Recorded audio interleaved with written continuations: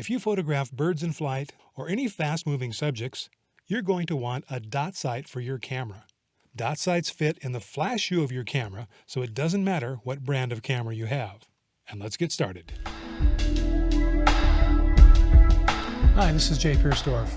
I'm an instructor at the Arizona-Sonora Desert Museum Art Institute, and we teach photography and art classes. And today I'd like to talk to you a little bit about photographing flying birds with a dot sight. Capturing flying birds makes some great photos, but man, are they hard to track. Could be something like this, where you've got a sequence of shots. You set the motor on your camera, so it's going click, click, click, click, and you're taking rapid one picture after the other. And as the bird flies, you're able to capture those slices of time as it moves through your viewfinder. In this case, you might be tracking the bird with your camera, so you're moving your camera to follow the bird's movements, and then later on, you can pick the best shots from your sequence and combine them together using Photoshop and maybe drop in a more attractive sky. Or maybe you just want to take one picture of a bird. You want to just very quickly get the camera up to your eye and take a picture before the bird flies off. If you've been taking bird pictures for any length of time at all, you probably have a collection that looks similar to this, where you have part of the bird in the frame and part of the bird out of the frame.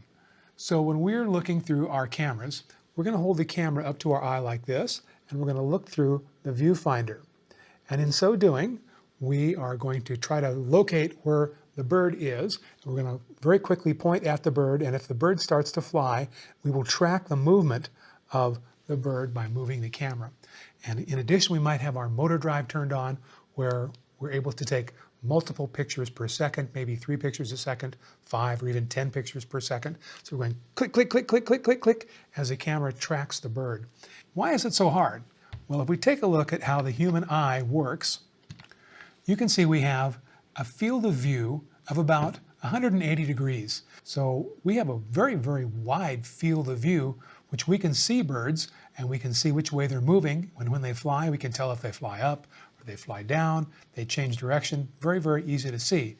But when you're looking at the diagram of the camera, you can see that a telephoto or a zoom lens narrows your field of view by quite a bit. So instead of a 180 degree field of view, now we have only an 8 degree field of view, or maybe a 5 degree field of view, in the case of a 500 millimeter lens.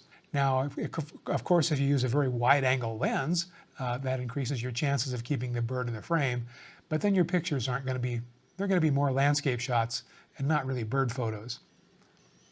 So what we're going to do is we're going to use something called the dot sight. So dot sights have been around at least since 2016 or so that I'm aware of for camera use. Olympus makes this one. This is the EE-1. So for example, if you have an Olympus camera, you don't have to use the Olympus dot sight. You could use the Nikon one. The difference is they all adapt using the flash shoe. These go into the shoe mount of your camera. So it doesn't matter what kind of camera you have. As long as they have some kind of a shoe mount for you to attach them, you can use any brand on the dot sight. So we're going to take this and we're going to slide this right on to the shoe and lock it on there. And now I have this attached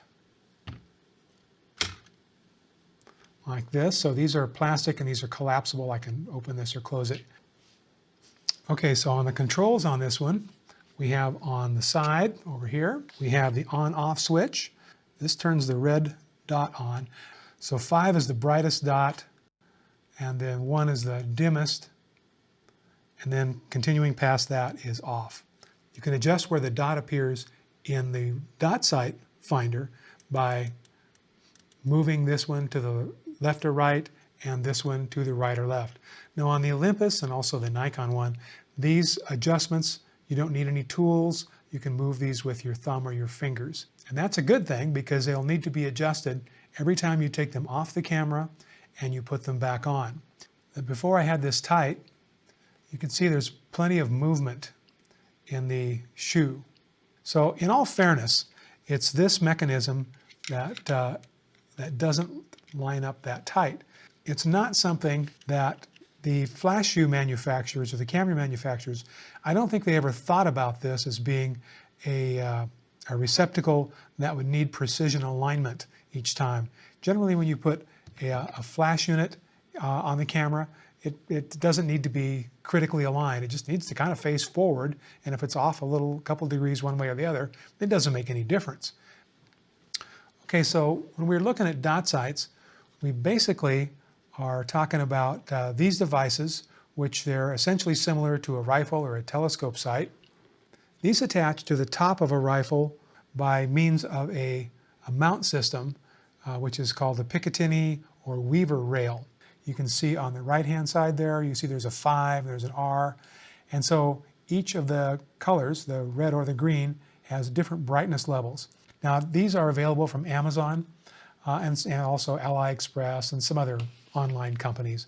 But basically, you need the shoe adapter, which is shoe to a Picatinny or a shoe to Weaver rail, and you need the dot sight. Amazon has dozens, maybe even hundreds of different dot sights that you can buy to attach to this adapter. And now we have this attached, we can slide this onto our camera. And I'm going to just take this and I'm going to slide this onto the shoe. Push this as far forward as I can. Even if we tighten this down, we could tighten it down in this position, but we could also tighten it down in that position. So there's a considerable amount of movement on this one as well as the Olympus. Before we actually get to shooting with the birds, we're going to have to calibrate these. We have the camera on a tripod and we have a target picked out. In this case, we're in the American Southwest here in Tucson, so we're going to use one of our giant columnar cacti, the saguaros, and this one has a woodpecker hole right near the top there, and it's around, in our illustration here, let's say it's about 30 feet away from us. We're going to line this up. We're going to look through the viewfinder and we're going to adjust the tripod so that that woodpecker hole in the cactus is dead center in our viewfinder. Pretty easy to line up with because usually there's something that lets you know you are at the center of the viewfinder. So we're going to put that in the middle, and then we're going to adjust the dot sight using the two controls that we have, the windage control and the elevation control. And we're going to use a hex wrench with those. We're going to put the wrench in the top here in the elevation control, and we're going to turn it either left or right to bring the dot up or down in our viewfinder. And once we've done that, so here we're going to put this right here in the R, which is our left and right, what they call a windage adjustment. Okay, so now that we know which two parts need adjusting, we're going to try to match our target to the center target, that same woodpecker hole in our cactus. We're going to adjust them so that the green dot in this case, or the red dot, depending on what you have, is right on top of the woodpecker hole, and that also turns out to be the exact center of our viewfinder. And that will bring us calibration. We'll be perfectly calibrated when we put those two together. A couple more adjustments we're going to need before we're ready to shoot. The first one is you're going to make sure your camera is set to continuous focus tracking.